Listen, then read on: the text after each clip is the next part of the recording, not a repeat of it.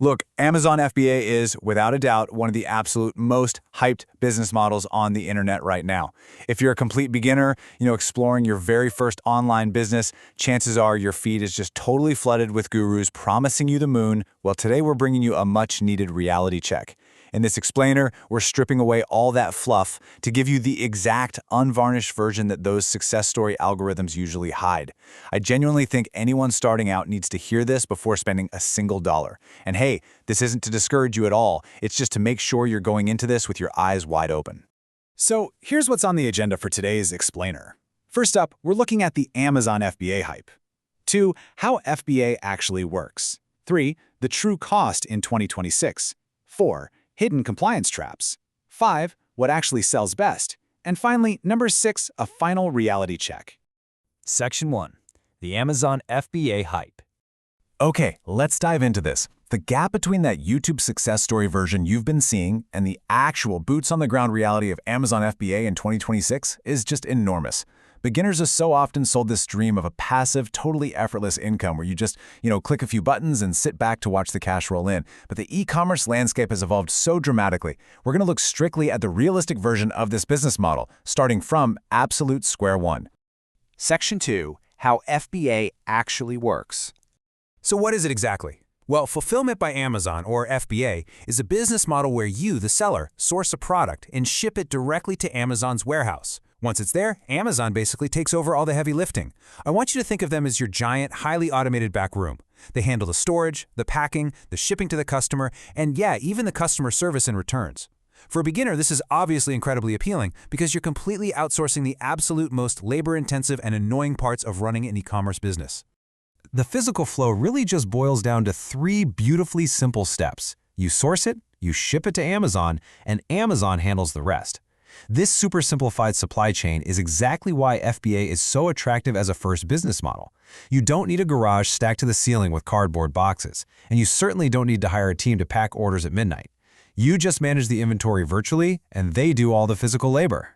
And this brilliantly illustrates the real magic for beginners, the coveted Prime badge. Shoppers trust it implicitly. Prime listings convert at a staggering 74% compared to just 13% for non-Prime listings. Let that sink in. As of 2026, there are over 180 million Prime members in the US alone. FBA gives you direct access to that massive, highly motivated, wallet-in-hand customer base. That is the dream, right? But now we've got to look at the reality. Section 3. The true cost in 2026. Here is the real cost picture for 2026, and honestly, it's time to do some math. Amazon has implemented this 1-2 punch of fee hikes this year that really stings. On January 15th, FBA fulfillment fees were bumped up by roughly 8 cents per unit. Then, on April 17th, they layered a 3.5% fuel and logistics surcharge right on top of every single FBA fee. Because of these rapid-fire changes, the total cost for fulfilling a typical mid-sized product now runs between $4 and $8 per unit.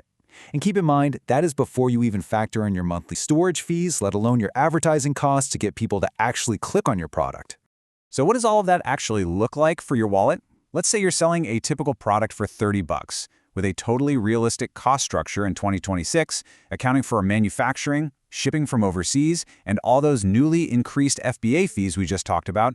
Your actual take-home net profit per unit lands right around $7.25. Seriously, that barely buys you a fast food meal nowadays. The margins are surprisingly thin, which makes this a completely ruthless game of volume. So the crucial point is this specific number, $690. To make a relatively modest $5,000 in profit a month with that $7.25 margin, you need to sell roughly 690 units. Breaking that down, it means you have to successfully move 23 units every single day without fail. It is absolutely achievable for sure, but it requires serious consistency and, maybe more importantly, enough upfront capital to keep that much inventory consistently in stock so you don't lose your ranking on the site. Speaking of capital, let's talk about what it actually costs to step into the arena today.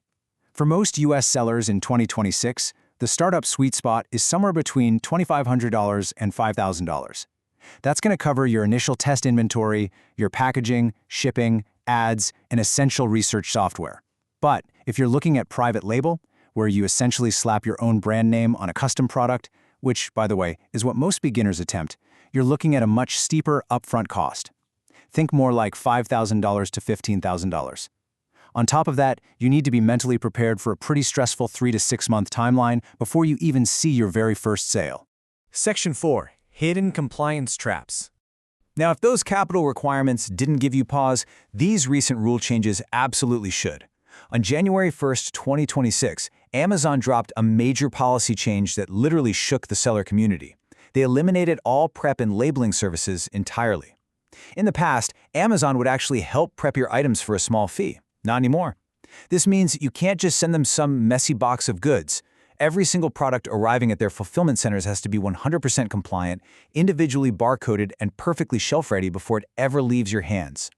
And listen, if you get a barcode label wrong, or maybe you just used the wrong kind of packaging tape, what Amazon very strictly calls a defect, the penalties are absolutely brutal. Inbound defect fees have completely skyrocketed, jumping from just 2 cents all the way up to $1.74 per standard unit. But honestly, the fees aren't even the scariest part here. Repeated violations of these prep rules can trigger a sudden account suspension. It's best to think of Amazon like an incredibly strict nightclub bouncer. Break the rules, and you are frozen out overnight. Account suspension is the single largest existential risk in FBA right now, capable of shutting down totally profitable, well-meaning beginner accounts with zero warning whatsoever. Section 5. What actually sells best? Now, what's really interesting about this slide is the stark contrast between what works and what traps beginners. What is the actual winning formula in this heavily regulated environment? Well, you need small to medium-sized products priced right in that sweet spot between $20 and $80. You're looking for items with stable, year-round demand, inherently low return rates, and profit margins sitting comfortably above 30%. On the flip side, the worst possible fits for a beginner are heavy or bulky items. Those will just immediately get crushed by fulfillment fees. You also want to avoid highly seasonal products that can leave you stuck with a garage full of dead inventory in February. And frankly, avoid this entire model if you desperately need income within the next 30 days.